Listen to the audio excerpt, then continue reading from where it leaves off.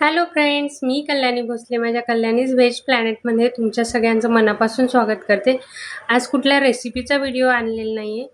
आज मी असा व्हिडिओ आणला आहे की जो व्हिडिओ कदाचितच तुम्ही आधी यूट्यूबवर बघितला असेल।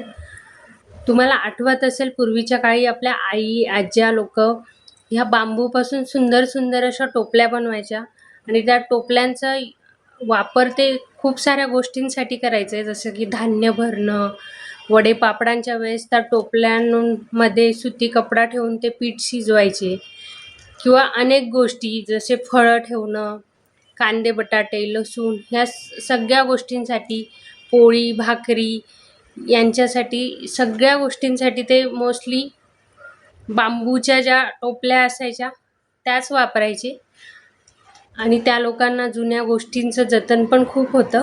तर या व्हिडिओमध्ये मी तुम्हाला काहीतरी दाखवणार आहे। चला बघूया आजचा व्हिडिओ। तर प्रत्येकाच्या घरात ह्या अशा बांबूपासून बनलेल्या टोपल्या असतात।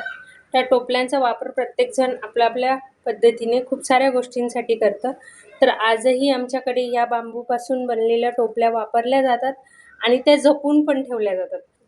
तुम्हाला माहिती असेल की या टोपल्या थोड्या वापरून झाल्या की त्यांची ही अशी कड असते, ती अशी काडी काडी काडी निघत जाते आणि ती एकदा उलगडली की ती उलगडत जाते।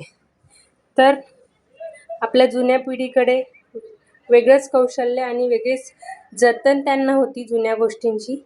तर माझ्याही ती एक एक कड निघून टोपली कधीही फेकून देत नाही।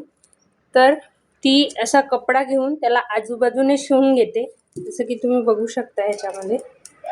तर असा कपडा घेऊन त्याला जर आजूबाजूने असं शिवून घेतली ती कड, तर त्याची ती एक एक काडी निघत नाही आणि त्यामुळे टोपली जास्त दिवस टिकते।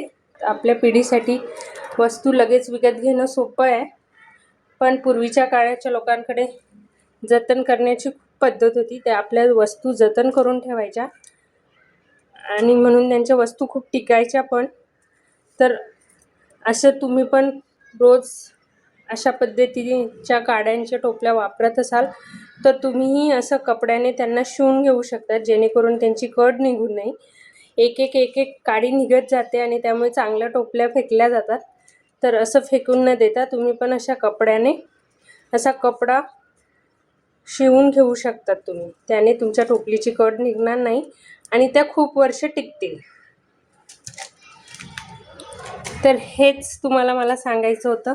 आपल्या पिढीने पण हे शिकलं पाहिजे की जुन्या वस्तूंचं जतन कसं करायचं आणि त्यांना जास्तीत जास्त कसं टिकवायचं।